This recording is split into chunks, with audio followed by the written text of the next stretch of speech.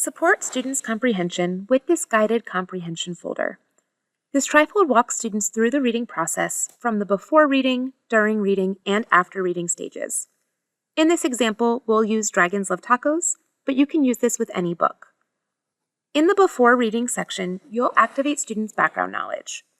Then, the during reading section allows students to connect their phonics and vocabulary work to the passage or book you're working on. It will also prompt students to listen for the 5 W's as you're going through the book.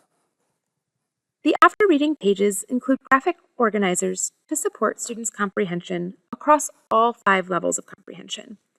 This includes recall, sequencing, main idea, connections, compare and contrast, cause and effect, inferences, predictions, and analysis.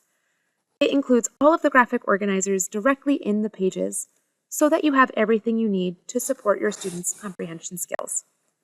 The great part about this folder is that it is erasable, so you can use it again and again with students throughout your instruction.